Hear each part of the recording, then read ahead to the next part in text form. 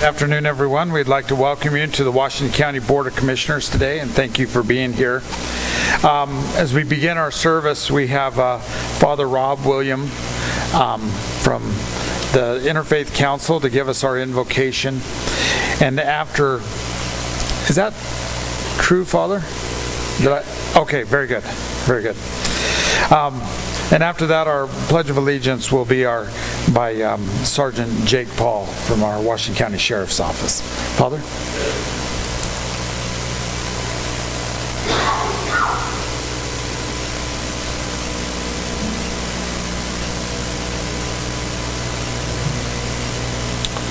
Let us pray with confidence to the Father in the words our Savior gave us. Our Father, who art in heaven, hallowed be thy name. Thy kingdom come, thy will be done, on earth as it is in heaven. Give us this day our daily bread, and forgive us our trespasses as we forgive those who trespass against us. And lead us not into temptation, but deliver us from evil. For thine is the kingdom, and the power, and the glory, forever and ever. Amen. Amen. Thank you so much. Father, you're in the Catholic parish here. I'm at Grace Episcopal Church. Oh, Grace Episcopal. Okay, that's what Catholic I have on my light. paper. Very good, very good. Well, thank you. We're having a little side discussion, so thank you so much for your beautiful prayer, and You're thank welcome. you for being here. I was going to wait for the pledge. And then... Oh, Okay.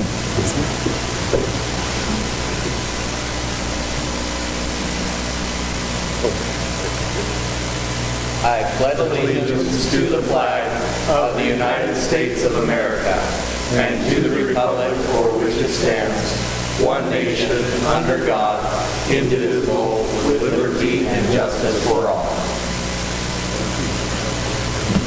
thank you so much. Our first item on our agenda is our consent agenda. The consent agenda is a means of expediting the consideration of routine matters. If a commissioner requests that items be removed from the consent agenda, those items are placed at the beginning of the regular agenda. Other than requests to remove items, a motion to approve the items on the consent agenda is not debatable. Mr. Chair, I would like to make the following motion to approve the consent agenda as follows. Item A, consideration of auditor-approved claims for payments for October 22nd, 2025 through November 18th, 2025. Item B, consideration of commission meeting minutes of October 21, 2025. Item C, consideration of administrative adjustments for real property. D, consideration of administrative adjustments for personal property. And item E, consideration of proof of publication of ordinances number 2025-1306-0, 2025-1307-0, and 2025-1308-0, published on Sunday, October 26, 2025. And finally, item F, consideration of Greater Zion Social Media Coordinator Agreement renewal. That's my motion. I'll second the motion. We have a motion and a second on the consent agenda. All those in favor say aye. Aye. Aye. The motion passes. Our first item on our regular agenda is our search and rescue report from the Washington County Sheriff's Office. Sergeant Jake Paul.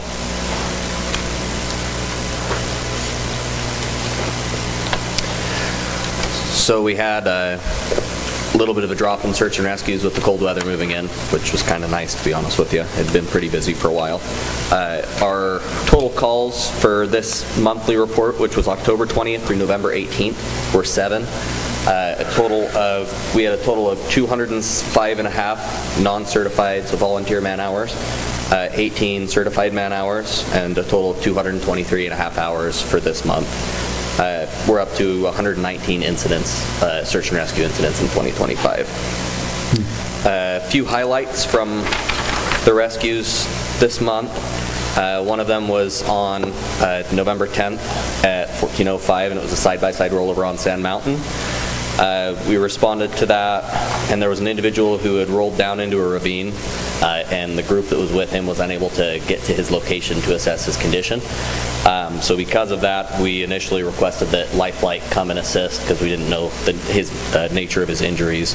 Our search and rescue units and Hurricane Valley Fire medical units and some recreation rangers responded to the location that the patient was, which was just south of Top of the World on Sand Mountain. He was removed from the side-by-side.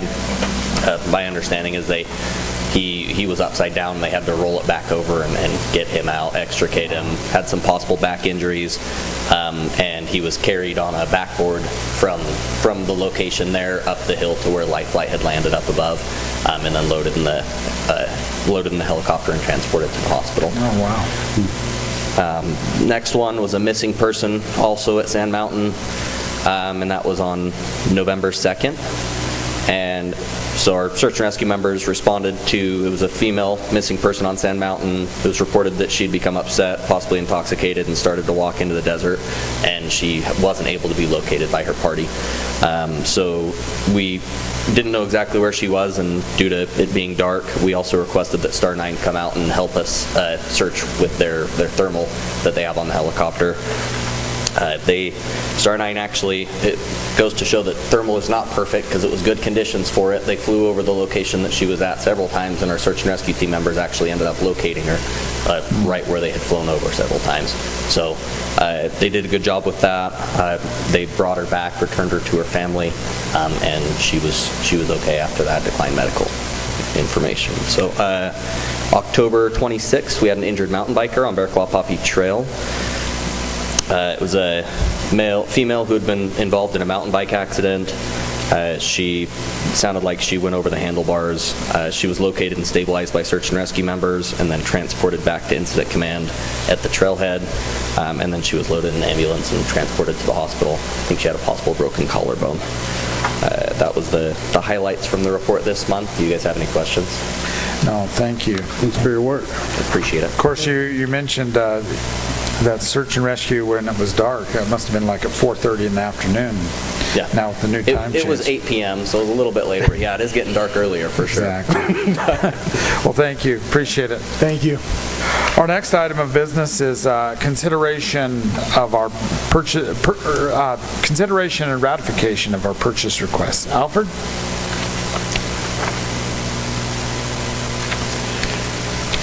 And I have to apologize, Alfred. What's your last name? Oliveira. Oliveira? Yes. Very good. I just wanted to make sure, Ryan, that your employees have last names. I promise I do. Very good, thanks. All right, the first one is going to be for the commission. It's going to be for the Pioneer Courthouse for a site inspection and structural analysis for $10,000. And this is a ratification. The next one is also a ratification for Roads Department for oil spraying for the chipping projects in 2025, totaling to $41,100. All right. Next one is purchase request for roads. It's going to be for fuel with the winter additive for $27,387.60.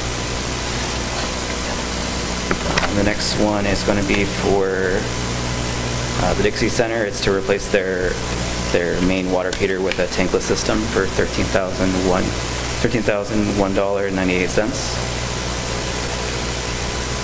And the next one is also going to be for the Dixie Center, and it's going to be to replace replacement of some of the staging equipment for $12,980. The next one is going to be for emergency services for level A suits for $10,621.84.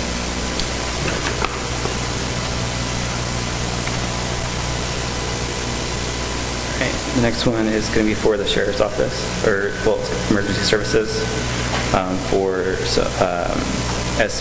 SCBAs for the SWAT for $33,113.40.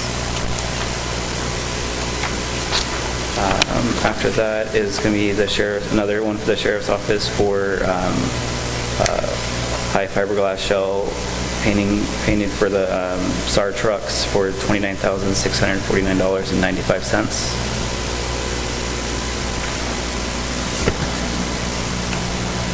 The next one is going to be for the tourism department, and it's for a joint marketing campaign through Germany in November and December of this year for $25,000. Also for the tourism department is going to be for its a new contract, but it's renewing their services for for an online platform for connecting Washington County with meeting planners to capture business events for $16,274. And then the final one for IT services is for an offsite server backup for $30,220.94. Very good. Well, thank you. And Commissioners, any questions for Alfred? Are any of these grant funded? Not that I'm aware of. I think the one from Coy is probably. COI usually is, that's what I was asking. It is? Yes. Coy's is grant funded? For the SCBA? Yeah, for the SCBA's. Yeah. That's what I thought, okay. Mr. Chairman, with that, I move that we approve and ratify the two purchase requests as presented by Alfred. Second. We have a motion and a second on item 2, the purchase and ratification of purchase requests. All those in favor say aye. Aye. Aye. The motion passes. Thank you. Appreciate it. Our next item is consideration of ordinance number 2025-1309-0, an ordinance amending Washington County's ordinance Title 1, Chapter 12 regarding Washington County procurement. Ryan Sullivan, our clerk auditor. Yeah, so as you know, we went to a new financial system, and some of the terminology and processes were changed to have it flow correctly through the workflow there. And we took that opportunity to update our purchase requisition, our purchasing policy and ordinance, and we worked with our staff and the attorney's office to make some changes. Some of the highlights, though, were that we don't really use the term purchase requisition anymore. It's basically what you would have used as a purchase requisition as an unapproved purchase order, which later may become an approved purchase order.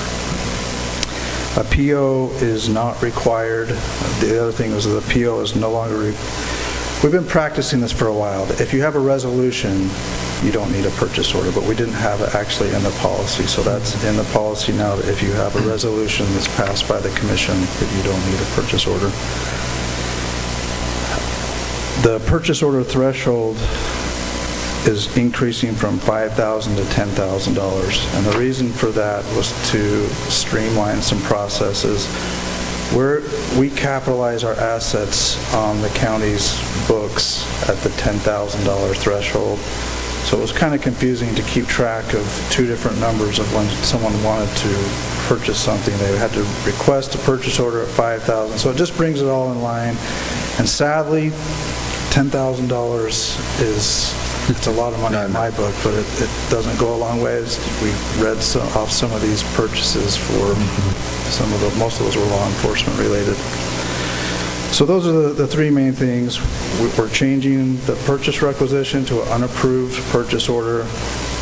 A purchase order is not needed or required if you have a resolution. And the third thing is that you only need to ask or do a purchase order if it's $10,000 or more. I think that's it. Any questions, Commissioners, for Ryan? No. Mr. Chair, could I add to that as well? And I'm sorry, Ryan. I just put a code section that's on your desk that didn't make it in the packet, but it would add to that procurement section that would, what this does is it requires special service districts. So our clerk auditor has been talking about more internal processes. This would apply to special service districts in the county. And what this does is require that they comply with state law procurement requirements for larger construction projects. There's an exception for where a special service district is doing a multi-phase project and they competitively bid one of the earlier phases. they can contract again without following those processes. So that's what that extra section does. Yeah, that's actually a very good change. Thanks for adding So, that, Devin. thanks. Any other discussion, commissioners? So, Mr. Chair, I would recommend approval of the ordinance number 2025-1309-0, an ordinance amending Washington County Ordinance Title I, Chapter 12 regarding Washington County procurement as discussed by Ryan, in addition as included in our attorney Snow with I-12-20 Special Service District procurement requirements extending to those districts. I second that. I have a motion and a second on item 3. All those in favor say aye. Aye. Aye, the motion passes. Thank you.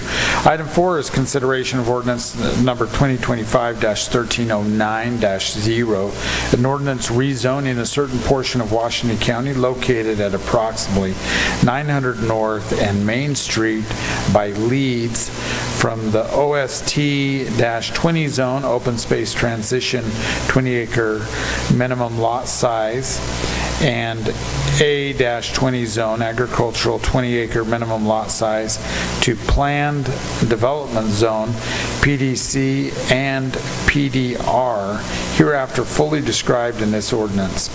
Applicant Babylon Lands LLC and Silver Cliffs Annex LLC, aka Silver Commons. Scott, Yes, Commissioners. I wish you would have added another couple paragraphs to that. I can do that now. So the next two items on the agenda, one is this item, anyway, they both have to do with this project. So located in North Main Street in Leeds, near 900 North, you can see that the parcels that are highlighted in red are in the unincorporated county. And the developer of this project came in with, let's go ahead and go to the next one. You can see the zone there. The green is A20, and the light green with the green stripes is open space transition, 20-acre minimum lot size. So with all development, you need to come in, do a zone change. This was a very extensive and large project plan, especially for the unincorporated area of the county. Staff and the Planning Commission have spent a great deal of time working on this. Let's go ahead and... So what we have here is, you can see on this that you have areas that are in color and areas that are black and white. What we're talking about right now is in color, and then also just a little chunk below. But, yep, that chunk right there. That's down in what used to be called the Grapevine Wash development. So everything that's in white, for the most part, is in the town of Leeds. The stuff that is in color is in the county, and there are some challenges that the developer is working through to try to make the development happen as smooth as possible and working on processes. So what they're proposing is a mixed-use development that takes up approximately 54 acres in size. There's close to 209 residential units, and there is also up towards the peak of it. Sorry, I wish I had brought my laser pointer, but there in the mixed-use commercial, there's areas called out for grocery stores, restaurants, gas station, and other commercial products. What they really try to do, and what we try to help them do, is make this so it's not just a development, that it's a neighborhood. And so you have the Grapevine Wash that goes through pretty much the middle of this development. And so rather than turning their back to it and ignoring it, They've incorporated it into the site design, and you can see over on the Babylon Road, there's some townhomes right there, and there is a pedestrian bridge and trails and pathways that go over the wash, and making it easier for, and it all connects down to the Grapevine Wash development, and so it'll be easy for people to access the commercial development, whether it's in the town of Leeds or in the unincorporated area, without having to drive. And so we feel like it's a really good product. There's also a portion of it that will be set aside for affordable housing, attainable housing, and it's a plan and a model that some of the leaders up at the state capitol are kind of excited to see how this works. The Planning Commission reviewed this and held a public hearing, took public comment, and then recommended approval of the project to the County Commission. So what we have is the first part is an ordinance for the zone change to the PDC and PDR, and then the next item would be the development agreement and project plan, and a resolution is what is used for approving those. And I can go into more detail if you'd like. The applicants are here and would love to talk to you, I'm sure, and so either way we can answer your questions. I guess it looks like you have your double access that you need, and water is going to be provided to the Conservancy District. Yes. Sewer is going to be provided through Ash Creek. There's a sewer line here as well, right? Correct. Any other questions, commissioners? No, I would say the applicant has met with me on multiple, I think all of us individually, not together, but individually, has met, and I think we have worked on this for quite a while, and I like what I see here. I really like the incorporation of the wash and trying to make it a neighborhood, not just some homes stuck out in the middle of nowhere that then have to get all of their services and resources somewhere else. With that, Mr. Chairman, I move on item 4. I know we're taking these kind of together, but on item 4, I move that we approve ordinance 2025-1309-0 as described there, and I won't read it all. Second. We have a motion and a second on item 4. All those in favor say aye. Aye. Aye, the motion passes. Item 5 is consideration of resolution R-2025-3617, a resolution approving the planned development project plan and development agreement for Silver Commons applicant Babylon Lands LLC and Silver Cliffs Annex LLC. Scott. Yeah, so just a little bit more of the same. When you have a zone under the PD development, there's some flexibility with what is approved on the project, and unlike traditional zoning, if something was just zoned commercial or just zoned residential, where in those zones you can, as long as it meets it's a house, you can go in residential. If it's commercial, it goes in commercial. With the PD, everything is tied to a development agreement, and so what is talked about in the development agreement is all that can be approved in that project. So in the development agreement, we have the different types of housing units. There's a use chart with the different commercial businesses that would be appropriate to come in here. Here's some of the architectural renderings of what the units may look like. And so everything is tied into this development agreement. Talks about the different trails and pathways, details of amenities, and some of the architectural details and site design. And it's all tied to this development agreement, and it's good for both the county and the developer, and for the public, because everyone is able to see what is expected and what the project will be. Very good. Is there an expiration date on these agreements? Sometimes they can be written in, or if nothing happens, it could be a year.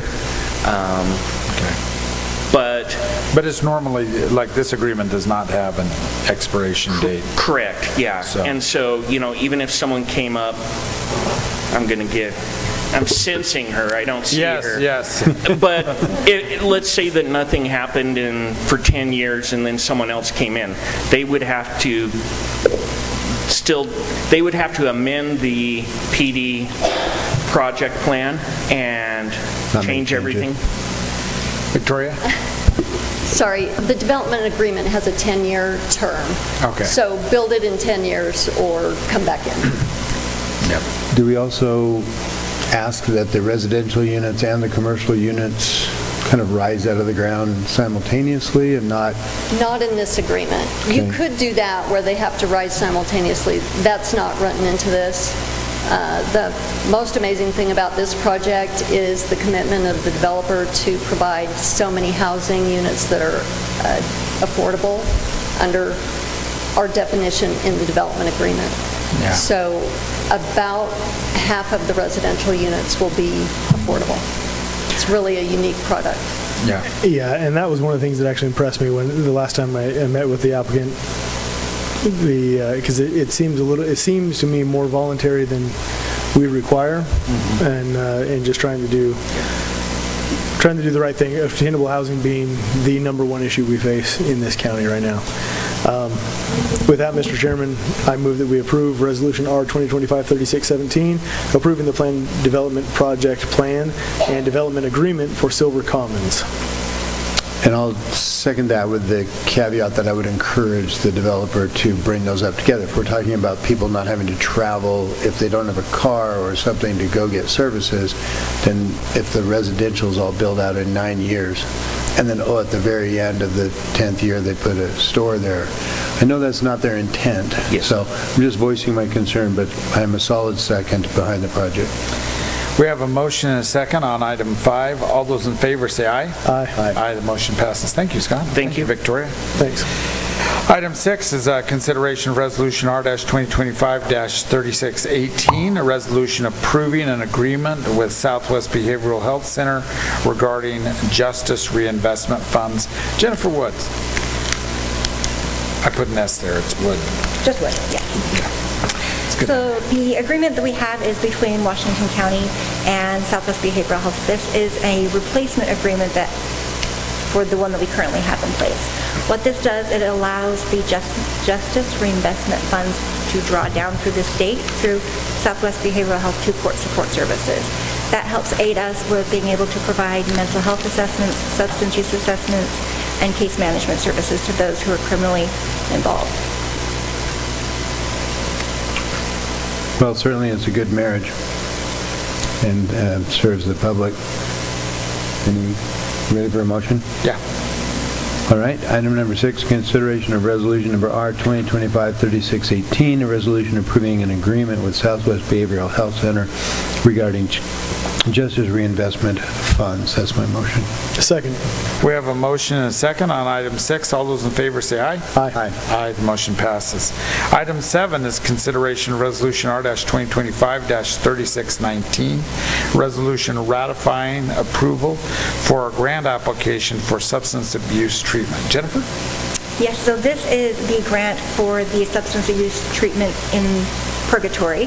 So we are able to provide services for substance use to 24 individuals at a time who are suffering. So this grant has been put in place and signed with funds from 2023 so that we can continue services. It does not affect any budgets. We're not asking for any additional funds from those from the county. Jennifer, have you been doing the programming in the jail? Or Yes. you coordinate that with the sheriff? Correct. I mean, you work for the sheriff's office, but Yes. now that we've merged you, but okay, very good. So, Mr. Chairman, I move that we approve Resolution R 2025-3619, a resolution ratifying approval of a grant application for substance abuse treatment. Second. we have a motion and a second on item 7. All those in favor say aye. Aye. Aye. The motion passes. Thank you, Jennifer. Appreciate all the good work you do. Our next item is consideration of Resolution R-2025-3620, a resolution approving an amendment to the service agreement between Pictometry, DBA Eagle View, and Washington County for imagery services. Josh Wadsworth, it's good to have you here. Yeah, thank you. So this is an original contract that was signed in 2023, and this is just an amendment to that. Typically, we fly every 2 years, and in that process, we typically change the area a little bit based on the need. And with this amendment, we've also improved the quality of the imagery as well. The price is not going to change with this flight based on some negotiation we had with them. But we're just seeking approval for that. We've been with this vendor for quite some time. They've done a good job in providing aerial imagery, not only for the county, but we have 8 other partners within the county that also utilize imagery. We work together as a big team. Most of the large cities and some other groups utilize imagery, and I think all of us have come to rely upon it pretty heavily for our work. Very good. When are you going to fly over my house so I can get my yard cleaned up? It will probably be around February. So when all the leaves are off. Early spring is what we cut. Yeah, before the leaves start growing back in the spring. And hiding stuff. Yeah. Well, very good. Any discussion, commissioners? Questions for Josh? Great. I was out at the hangar when they gave their overview several years ago. It was a great company. I move that we approve resolution number R 2025-3620, resolution approving an amendment to a service agreement between Pictometry, DBA Eagle View, and Washington County for imagery services. Second. We have a motion and a second on item 8. All those in favor say aye. Aye. Aye. The motion passes. Thank you, Josh. Appreciate it. Item 9 is consideration of resolution R-2025-3621, a resolution approving TRT funding for a nonprofit event in Washington County. Joy? Hello, good afternoon. This is for the International Choreographed Ballroom Dance Association, which will be holding their meeting and competition July 8th through 11th, 2026 at the Dixie Center. There will be about 325 attendees and a minimum of 300 hotel rooms, which is great revenue for the hotels in July. The overall economic impact is a minimum of $70,000 to the area, which includes the attendees dining in our restaurants, purchasing retail, visiting our parks, and enjoying other activities in our area. So we are requesting up to $15,000 to help ICBDA cover a portion of the cost of the room rental, some carpeting under the dance floor, and some AV needs at the Dixie Convention Center. Oh, very good. Well, it looks like a great event, actually. It is. Choreographed ballroom dancing. I expect to see you there participating in the Pro-Am. Surprising enough, our high schools have some really good programs of ballroom dance. They do. And I was down at the senior games opening. Oh, yeah. And I was on the front row, so I couldn't leave after the start. And I was really blown away by the BYU ballroom dance. And as I was walking out with people, I had compliments that how great it was. So anyway, it looks like a great event. It's a good event, and it'll be some good exposure for the area. Chad was on the front row. Me and Chad was watching ballroom dance together. How manly. So many things I could say. Mr. Chairman, I move that we approve Resolution R 2025-3621, approving TRT funding for a nonprofit event in Washington County. Second. We have a motion and a second on item 9. All those in favor say aye. Aye. Aye. The motion passes. Thank you, Joy, for everything you do. Item 10 is consideration of resolution R-2025-3622, a resolution approving Washington County's participation in the Utah Outdoor Recreation Initiative Grant Program and pledging matching funds for the Sheeps Bridge Road Underpass Project. Trista? Yes, good afternoon. Commissioners, Sheep Bridge Road is scheduled for improvements. With the nearly 80,000 people that are using the trails every year, we are planning to build 3 pedestrian underpasses to improve safety and just keep the trails open for the recreationists. We were awarded around $460,000 through the Outdoor Recreation Initiative. And we're looking from a portion of the county for around $152,000 to help with that. Very good. And the modified design is obviously coming in a lot less Yes, expensive yes. and still as functional and necessary. So, yeah, it's amazing what you've worked on. Ready? Yes. Mr. Chair, I move that we approve resolution number R 2025-3622, a resolution approving Washington County's participation in the Utah Outdoor Recreation Initiative Grant Program and pledging matching funds for the Sheep Bridge Road Underpasses project. Second.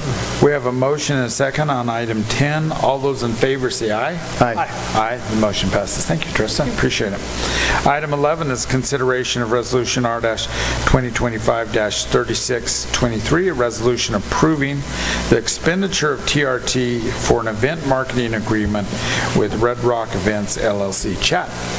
I'm glad we were on that front row. Yeah, You know, that was great.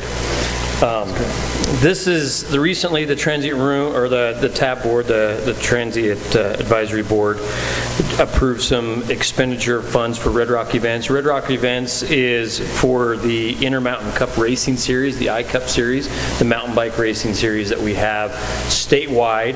It's for 13 total events that we will sponsor statewide. 7 of those events are in Washington County. Last year there was 4 events. They've been quite successful with it. They're adding 3 more races. Partially some of the work that our destination development with Leslie and Trista have done with our mountain bike trails and things like that, and the popularity of these trails. They've been able to add more events here. Last year we had just over 2,500 racers who came to Washington County in 4 events, so we're anticipating that goes up. This is for 3 cyclocross events, 3 endurance races, and 7 of the regular kind of races throughout the state. So they are looking for a sponsorship for $25,000. This will be for a title sponsorship statewide. Very good. Any questions for Chad? And the point being, Chad, I'm guessing, is that even though we're sponsoring events that aren't here, since only 7 of the 13 are here, you said? Yeah, so... But it's getting name recognition of trails and events that are happening here and trying to bring people down here to Yeah, so this will create those County. transient room tax throughout the year for mountain biking, and if we advertise, this is a way for us to advertise in Salt Lake, in Midway, in Cedar City, for these athletes to come down here, spend their time and their money down here throughout the year to increase our economy. Just want to clarify that for the public. Mr. Chairman, then I move that we approve Resolution R 2025-3623, approving the expenditure of TRT funding for an event marketing agreement with Red Rock Events LLC. Second. We have a motion and a second on item 11. All those in favor say aye. Aye. Aye. And the motion passes. Thank you, Chad. Appreciate it. Item 12 is consideration of Resolution R-2025-3624, resolution approving the renewal of an independent contractor agreement to operate the Welcome Center at the Dixie Center. Jamie. Yes, Commissioners, this before you is just a renewal for 2026 operation of the Greater Zion Welcome Center at the Dixie Center. The Welcome Center has been found to be integral to visitors because of the parking access and because of it being open during major events. So it provides information to visitors to get them to go out and explore more areas, to get them to go and see more venues, to distribute the stakeholder information throughout the rest of the county. And it's a great stop because of the sign on the freeway. Visitors tend to find it easily and make sure to stop in to get whatever information they need to stay. Okay. Very good. Oh, sorry. The contract is for a total of $95,000 for operation of the Welcome Center through Maxine Stringham. There we go. Thank you. Very nice. Mr. Chair? Yeah. Move to approve item number R 2025-3624, a resolution approving the renewal of an independent contractor agreement to operate the Welcome Center at the Dixie Center. Second. We have a motion and a second on item 12. All those in favor say aye. Aye. Aye, the motion passes. Item 13 is consideration of Resolution R-2025-3625, a resolution approving TRT funding for marketing assistance for the St. George Area Chamber of Commerce in Washington County. Jamie? Yep, again, this is a marketing sponsorship co-op agreement that was approved by the Tourism Advisory Board to print and distribute the Chamber's 2026 area guides. Very good. Something we do every year? I say we've done this before, Mr. Chairman. Yes. And I think it's a good thing, so I will move that we approve Resolution R 2025-3625, approving TRT funding for marketing assistance for the St. George Area Chamber of Commerce in Washington County. Second. We have a motion and a second on item 13. All those in favor say aye. Aye. Aye, the motion passes. Thank you, Jamie. Good work. Item 14 is consideration of Resolution R-2025-3626, a resolution approving recommendations from the Council of Government. Todd?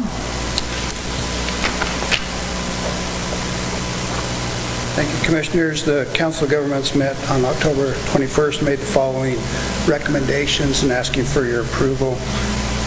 Was first recommended a request from Hurricane City to provide $151,000 from the Preservation Fund for 1400 West Street and 2300 South Corridor. A deobligation of the remaining funds in the amount of $31,991.91 was previously granted to St. George City for the 3000 East Corridor, and granting funding requests from Washington City for the George Washington Boulevard Corridor to complete a plat, a road dedication plat, and also a no-access agreement. So Very good. asking for your approval of those recommendations. And those items are $151,000, $31,991, and $100,000. Yeah, the $31,000 is actually money It's coming back, into the exactly. COG, yes. So reimbursed. So yeah, that's pretty exciting. In the event the taxpayers never claim that we don't give money back, actually, this is an example right here. This happened not the first time. Yeah. De-obligation is, hey, we didn't use it all, so give it back. We didn't spend it, so. Well, I do always have to good. thank Todd and staff because we started gently nudging the city saying, hey, if you haven't spent the money, put it back in the pot so it'll be available the next time you ask for right-of-way money. So Yeah, it's nice to have and it they've done a good job. They've really responded well. know so how much good we job. have available. And I think the public needs to know also, in a county that's 60-70% public land, it's not easy for us to put a road somewhere. So we have to rely on private land, which sometimes is either already in a municipality that they own it, or there's an existing right-of-way or something over private land. And yet, nobody anticipated 30, 40 years ago that we would be taking so many roads in so many different areas as growth has occurred, and so this becomes necessary. And through the process of appraisals and all the rest of it, it takes money, but at the same time, it improves the transportation and provides a way for us to buy that land. So Saves money in the long run where we can buy it in an unimproved right. condition. With that in mind, I'll make a motion to approve Resolution R-2025-3626, approving recommendations from the Council of Governments. I'll second the motion. We have a motion and a second on item 14. All those in favor say aye. Aye. Aye. Aye, the motion passes. Item 15 is consideration of Resolution R-2025-3627, a resolution approving a professional service agreement with Jones and DeMille Engineering, Inc. for the 2025 Pine Valley Post-Flood Culvert Design and Construction Project. Todd? That's a mouthful. This is, during our initial design considerations for providing flood control for Pine Valley as part of our NRCS project, it became apparent that we had very many culverts that were undersized. And so this contract will allow us to size those appropriately, get them designed, and also do the construction management during the construction process. So we're recommending we approve this contract with Jones and DeMille. They're familiar with it, and also they did all the work on the preliminary sizing of the culverts. Absolutely, so critical. Thank you for your work on it, Todd. It's been a lot of work up there. Mr. Chairman, I move that we approve Resolution R 2025-3627, approving a professional service agreement with Jones and DeMille Engineering for the 2025 Pine Valley Post-Flood Culvert Design and Construction Project. Second. We have a motion and a second on item 15. All those in favor say aye. Aye. Aye. The motion passes. Thank you. Mr. Chair, I'd like to comment that here's an example where we have hired a private company that we've recognized we need, I wouldn't say a third opinion, but at least an opinion outside of our own skills of our own employees. And that there should be no criticism of us saying, hey, we'll do everything in-house, when in reality we farm a lot out for these kind of professional services. We definitely have to increase staffing levels if we didn't. Yeah. Very good. Yep. Item 16 is consideration of Resolution R-2025-3628, a resolution appointing members to the Administrative Control Board of Dixie Deer Special Service District. Devin? Yes, Commissioners, you'll remember that this district historically has been an elected board. Last month, they had several resignations, and so they didn't have a quorum, and so the Commission passed a resolution that made them an appointed board just to get them to a fully staffed board. And so notice was published. These are the candidates who actually interviewed for those board positions before the resignations. They submitted applications, and so the names that you have before you are Amanda Merrill, Robert Ballman, and Michael Fundaro for appointment to this board. Very good. I move that we approve this resolution 2025-3628, a resolution appointing members to the Administrative Control Board of Dixie Deer Special Service District, Robert Ballman, Michael Fundaro, and Amanda Merrill. The expiration dates for their service, 12/13/2025 for Fundaro and 12/31/2027 for Amanda Merrill. Second. We have a motion and a second on item 16. All of those in favor say aye. Aye. Aye, the motion passes.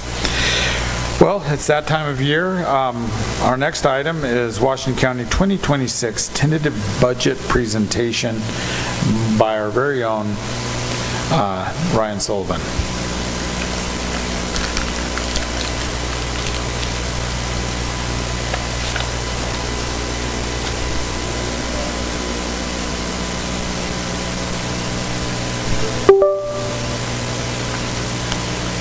Good afternoon.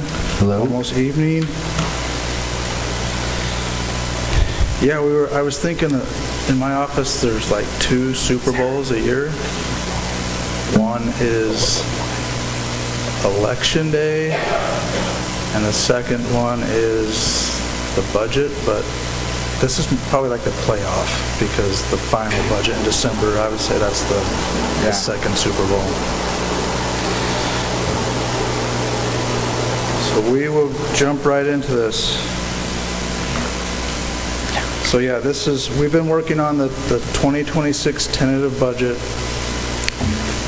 since this summer with the budget committee and our department heads and other elected officials. We good? Yeah, we're good. Okay. I'm with you, Ryan. Go ahead. All right. This is probably the most important thing that the county commission is tasked with doing. So yeah, kudos to our budget committee and all the department heads and elected officials that have helped get us to this point. We're still going to do a lot of massaging between now and mid-December, the final meeting. So we'll just jump right into this with our first fund. We've got 23 funds to go through, so don't go to sleep. But we'll start with Fund 10, our general fund, and talk about some of the significant changes in there. You can see that from the 2025 approved budget, which we'll be amending as well through December, that we have about a $3 million increase Most of that is due to increased taxes, which we haven't increased a tax rate, but new growth money and sales tax money, more people coming to the area, building new homes, all contribute to that base. On the expense side, you can see we're budgeting for a few $1 million more for the public safety. That really represents the jail.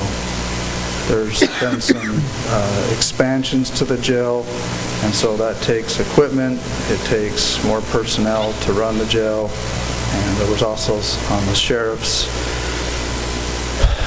deputies some changes to the pay scale to get some people where they needed to be. That's really the most significant change to the general fund. But the general fund has a lot of departments in it. And on this next slide, it kind of shows you, we have the sheriff's office that pertains to the jail, the attorney, IT, our health and human services, which is our contributions to like Southwest Behavioral Health.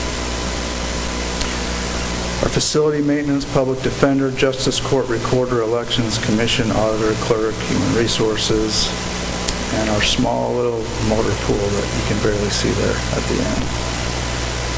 So again, public safety is very expensive.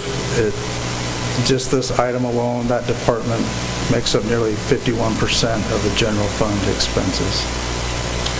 And if any of you have questions or comments as we go through this, please just go for it. Well, I also consider the attorney's office as part of public safety as well. Yep, pretty much, so. There's other than a few civil attorneys, the vast majority of that are prosecutors and their staffs that, yep. It's good to arrest bad guys, but you got to put them in jail, so. Our next fund is our B&C Trust Fund, which is essentially our road fund. This is primarily funded by fuel tax. And this has, the budget changed quite a bit on this, and that's because we're pulling up money from our, I guess you could call it savings accounts, our fund balances to fund some projects that they have underway.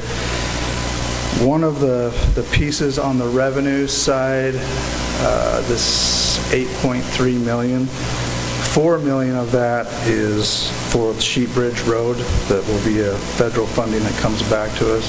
But just to mention some of the projects that are budgeted down here in this expense line, this $19 million, there's a project in Gunlock for $2.2 million. There's the Ash Creek Bridge for $1 million.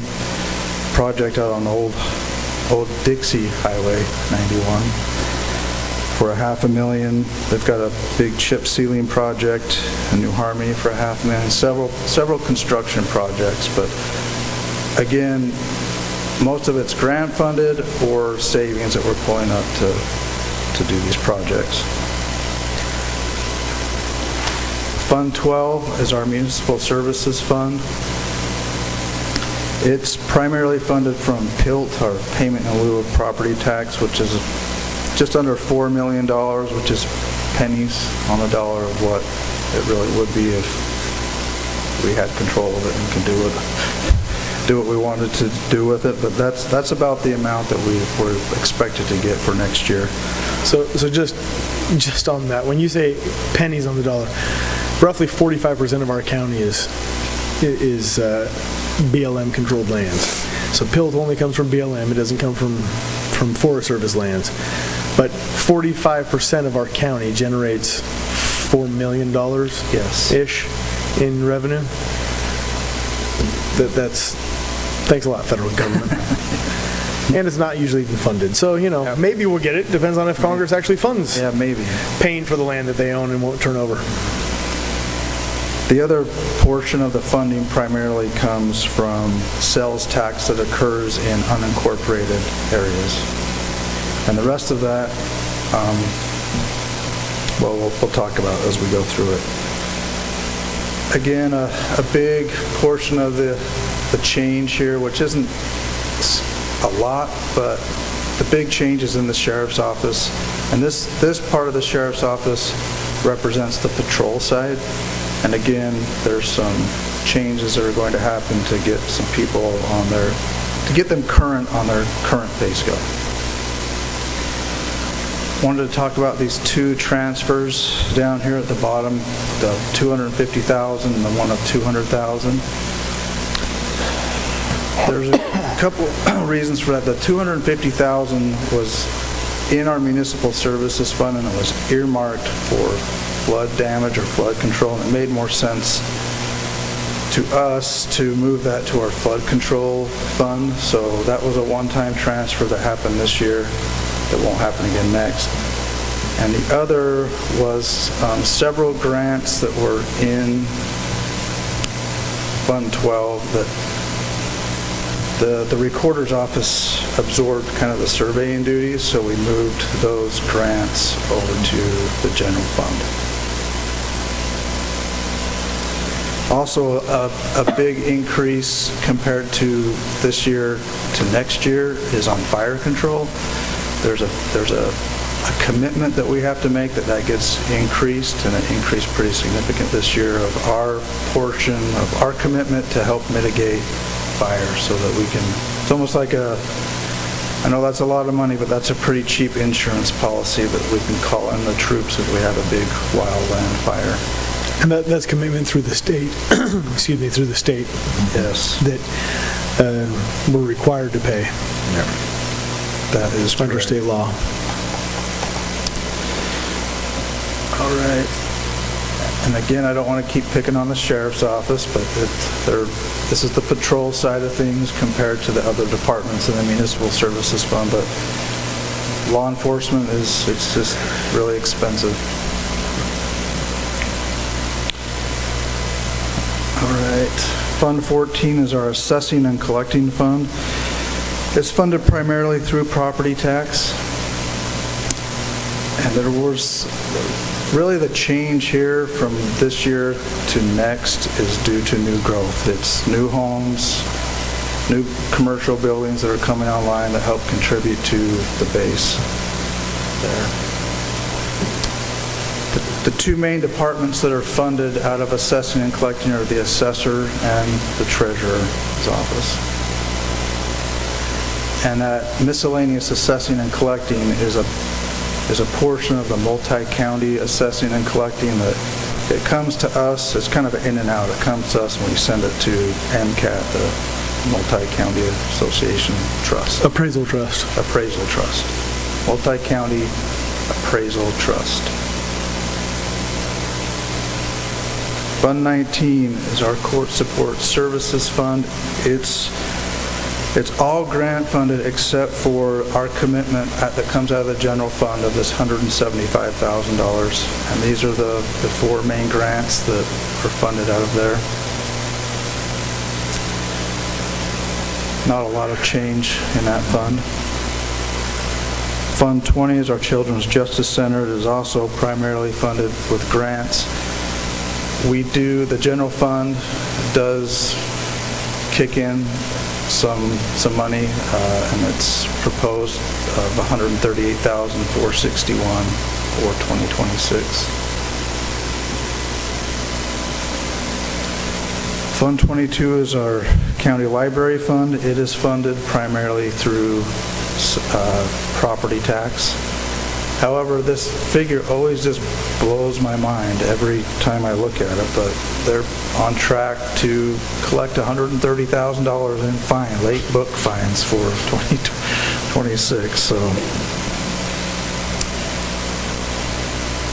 yeah, it's always surprising to me, that number.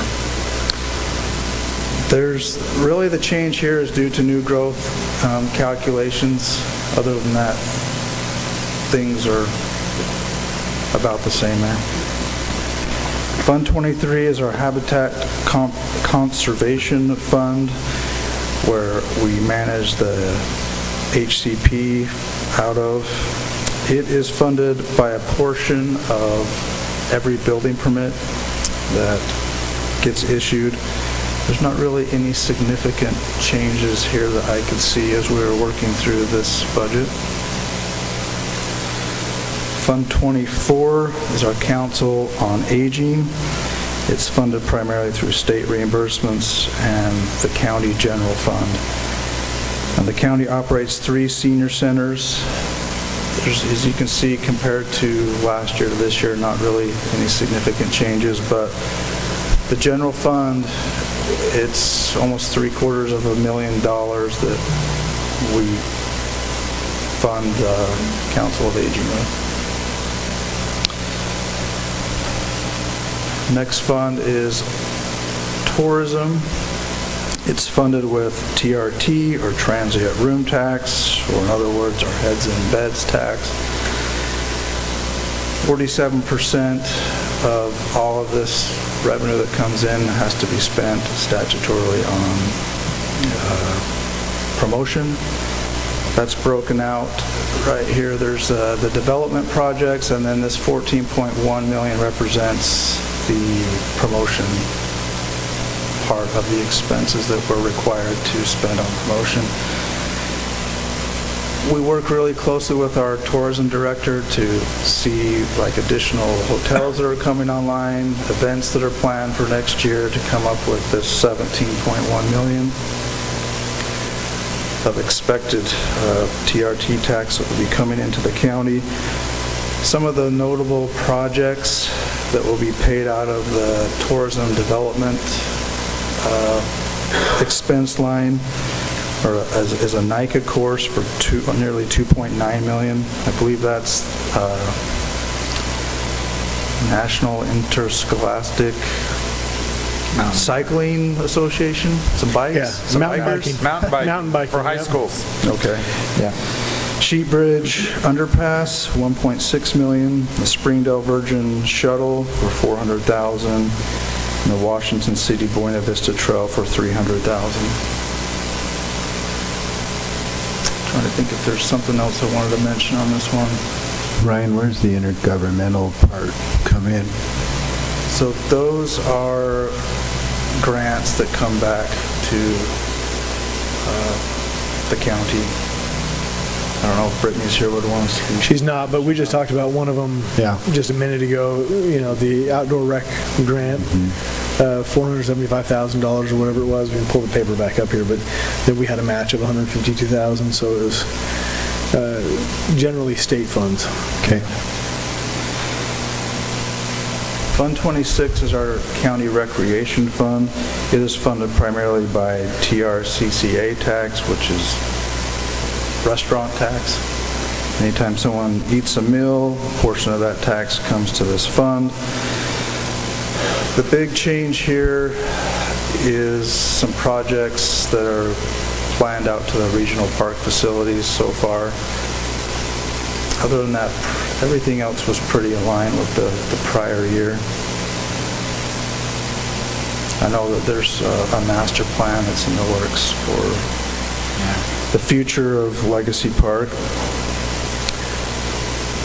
Fund 27 is our economic development fund. This is really just one person in this fund. It's our economic development director, where the county pays for the salary. A portion of that's paid from our TRT funds for the tourism aspect that they cover. Fund 28 is all of our grants and endowments. It's all grant funding.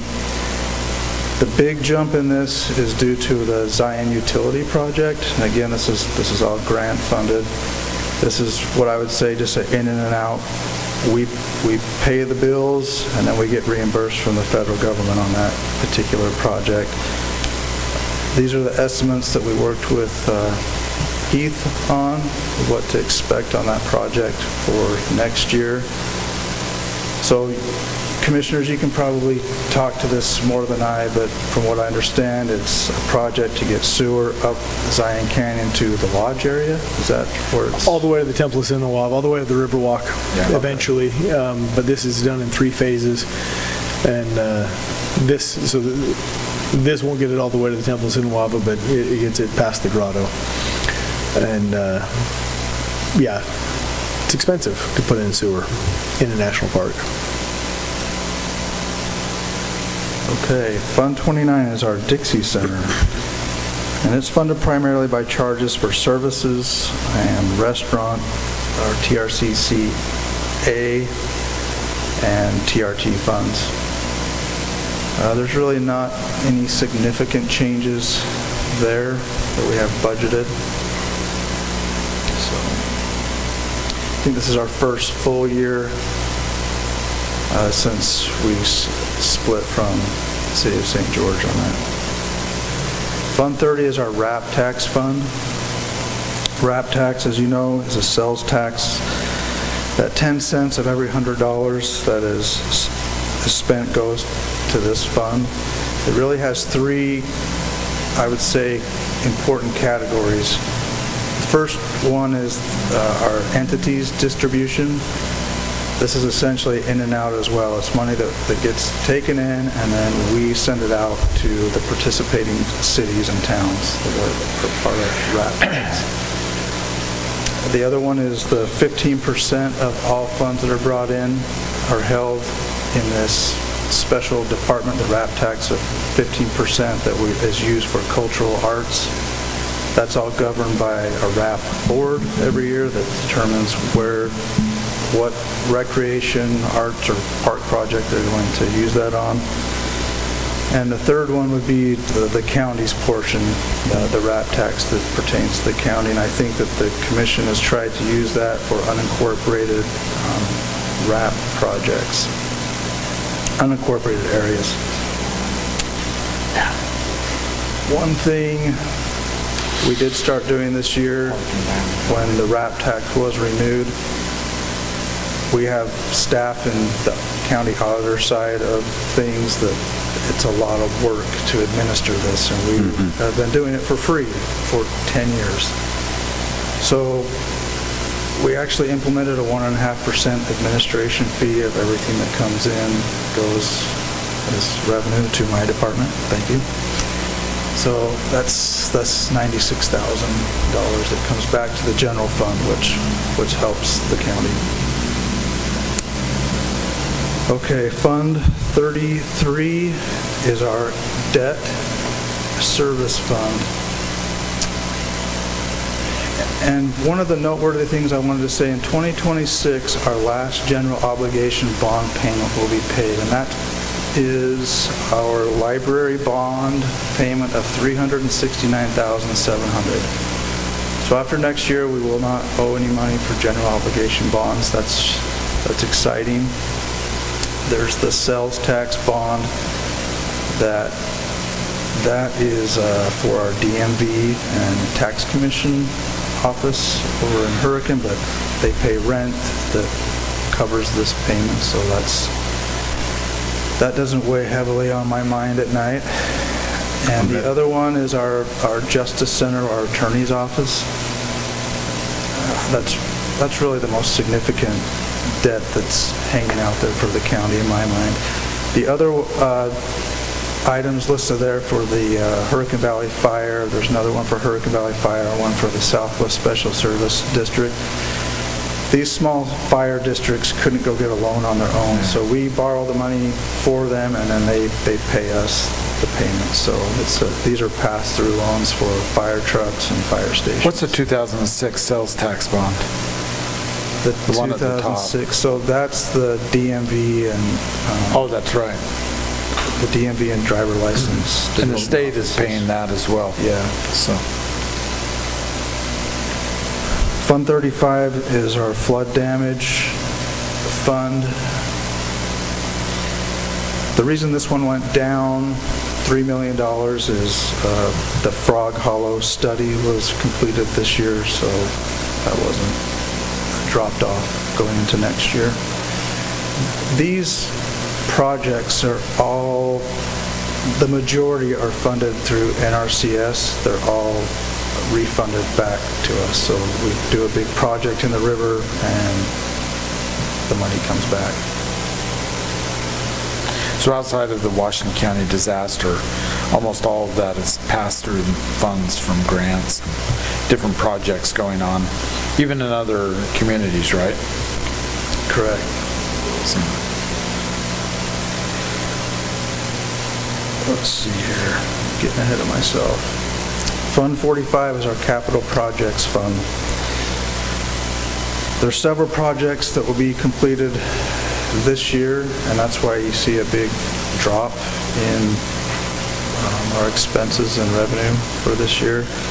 There's been a lot of ribbon cuttings lately, lots of confetti guns going off. Well, some confetti. Some had a delayed response. Some were very delayed response because user error. The instructions were not clear. I know, I saw him do the last one, it was pretty good. Last one he nailed. Figured out. So these projects have either completed or are really close to being done, and Nicole, speak up if I say anything out of line, but our EOC storage building, the medical wing expansion, and the booking remodel. Those are close, right? So the booking remodel will probably be completed around May of 2026. Okay. All right. The other two are completed, yes. And then going into 2026, I know that the Boulevard remodel building is still full bore over there. Any other big projects that are ongoing for next year, big ones? I think that's the most major one, right? Project manager? Correct. Unless I'm tasked with another one. Don't. Yeah, we're getting excited about something else too, so. All right.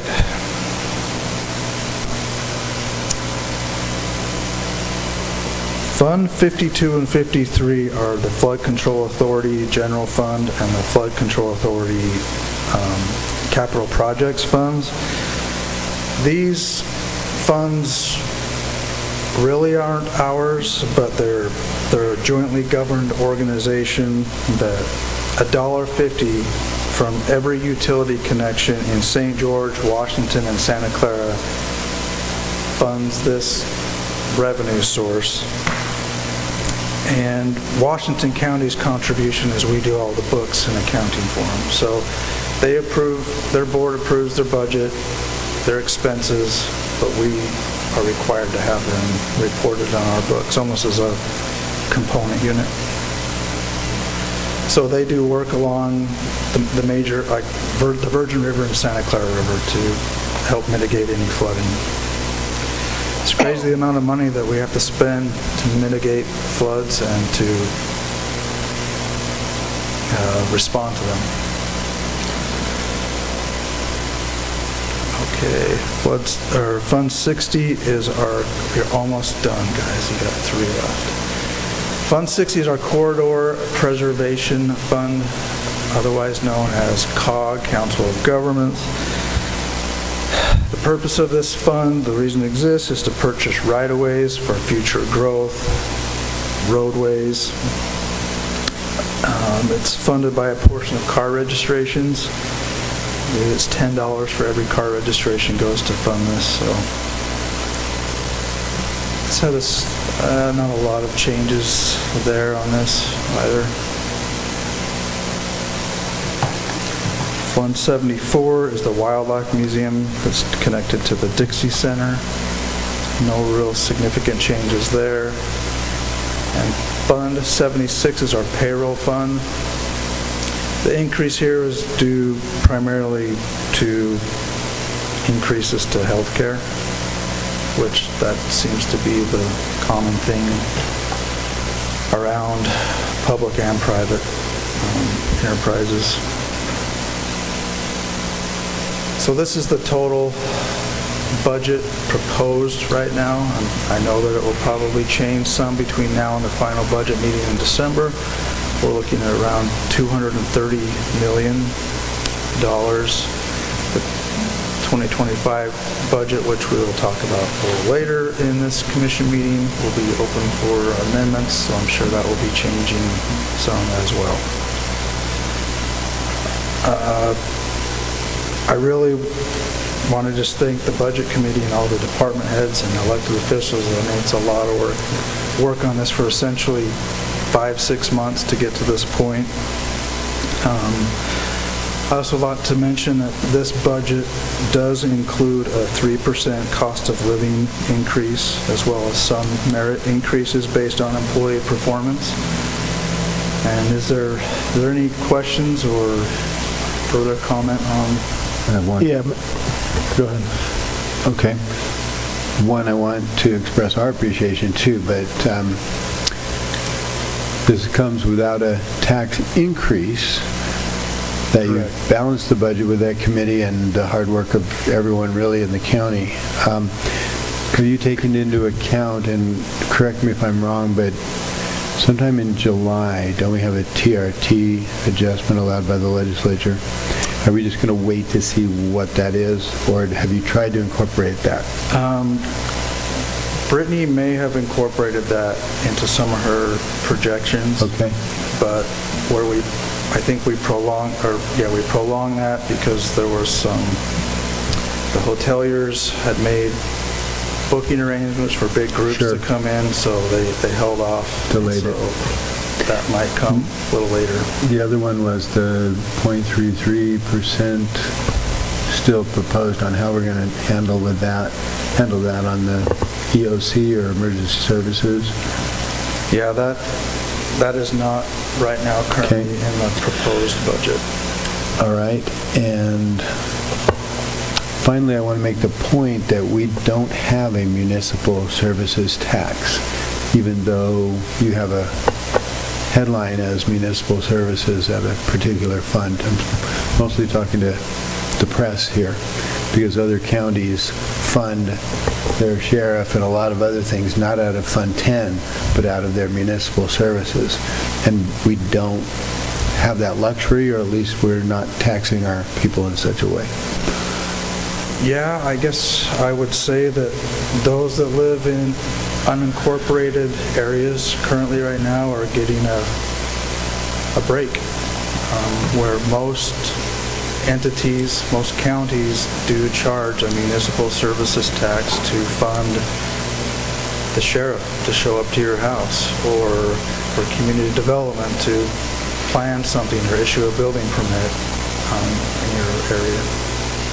Finally, how do we stack up against the other counties in the state as far as the government bang for your buck? You sent us those stats, and I want you to brag a little bit for us. Yeah, so we were the biggest bang for your buck, and I can't remember the was it per household? 487 or something like that. 427. I think it's per capita. Per capita. Per capita, yeah. Yeah.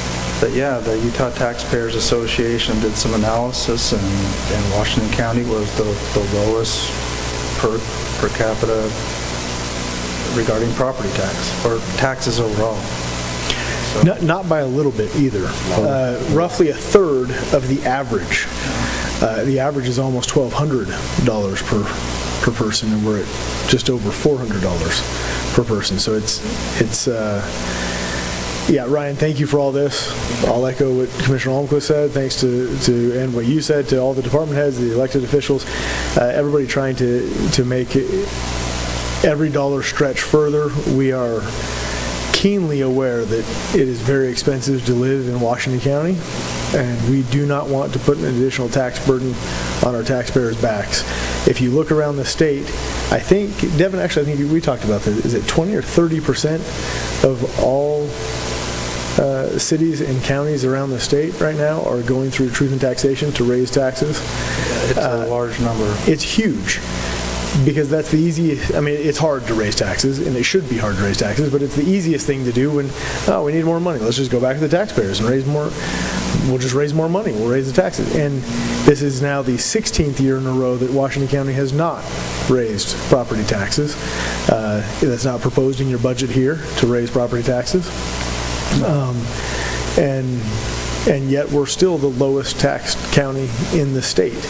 That's pretty remarkable. I mean, you don't usually get, hey, we're the highest taxed county in the state. Yeah, we don't need to raise them any higher. Well, yeah, because you're the highest taxed. But when you're the lowest, the temptation is there to, well, we've got room that we could grow, but we're doing our level best. Your ability to massage this and to try and cut and honestly to say no sometimes to people that say, hey, we'd like this. I'm sure you would. We just can't afford it. We're not going to put that on the backs of the taxpayers to go pay for more when it's hard to live right now. I also wanted to just go through and highlight, you know this, Ryan, but for anybody who may be watching or listening, I just jotted several things down as you talked. Somebody could look at this, at least at this last slide, and go, oh my goodness, another $9.5 million over last year, and that was millions above the year before. Much of this is not county money. I mean, a ton of it, tens and tens of millions of dollars of this is not county money. The money in grants is reflected in that $230 million. But that's not, we're not taxing for that. No, and I'd like just to bring up that Zion utility project. I know it's not all budgeted this year, but that's a $20 million project that if we were to do all that in 1 year, it would show an increase of $20 million. That doesn't mean that we're raising taxes $20 million. We have to recognize any revenue that comes in and the expense that goes out. So. And we're counting that as revenue. People would say, I mean, a business would say, well, that's revenue. You're charging. Yeah.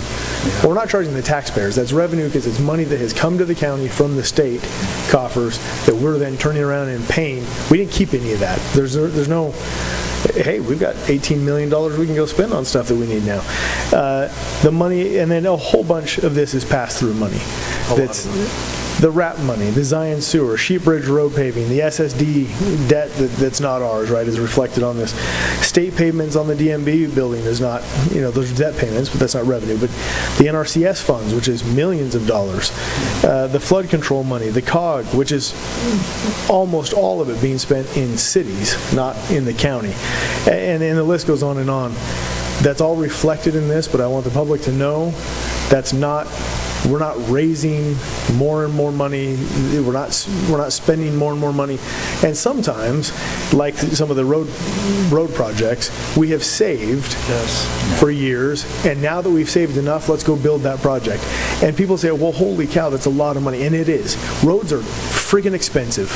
And I grew up always hearing about we've mentioned this in years past, about the Gorge, and it was the most expensive road ever built in America at $1 million a mile. I wish we could pave a road for $1 million a mile right now, because oil and everything is really, really expensive. But when we save up, and we can finally do that, that's going to be reflected in that year's budget when we go pave several miles of a road. But then that expense comes off the next year, right? So I just wanted to highlight that we didn't raise taxes, even though the budget has gotten bigger, but there's all the reasons for it. And most of those are not actually ours. Well said. Here's those quick facts that, thanks to Sarah putting these up here. Yeah. Oh, yeah. If anybody wants good memory. to... Who said 426? You remember that? Wow. Still trapped in mind. There it is. This was published by the Utah Taxpayers Association recently. Washington County, $426 per capita. And Garfield is 8 times that. Well, Ryan, thank you so much. It's a lot of work that goes into this, and to echo what my fellow commissioners have already said, what I'm really proud of the fact that we not only lowered taxes, but also the cost of government. What we're able to provide at the lowest cost is something that it takes a team effort, and I'm proud to be a part of that team. This is a culture that I think we've had for a long time, and it's good to be a part of a team that really sees stewardship of taxpayers' dollars as something very, very important. So thank you. We have you here for the next 2 items, Ryan. So the next item is consideration of Resolution R-2025-3629, a resolution adopting Washington County's tentative budget for the calendar year of 2026. Mr. Chairman, with the acknowledgement, as Ryan said, that this is a tentative budget and will likely change over the next several weeks before the final budget is presented in December. I move that we approve Resolution R-2025-3629, adopting Washington County's tentative budget for 2026. Second. We have a motion and a second on item 18. All of those in favor say aye. Aye. Aye. The motion passes. Item 19 is consideration of Resolution R-2025-3630, a resolution opening Washington County's calendar year 2025 budget for amendment. Ryan? Yeah, so at the end of every year, some entities do this multiple times a year, and maybe we'll do that in the future. But our current budget, our 2025 budget, needs to be opened so we can make some adjustments. Some additional revenues have come in, some expenditures have increased, some have decreased. So we need to adjust that budget because we have external auditors that come and audit us, and that's not the only reason we do this, but we don't want to spend more money than we have budgeted. We have balanced budgets here, and we want to stay within them. In order to do that, there's a lot of activity that happens throughout the year, and so this is kind of the way we can true up the current budget.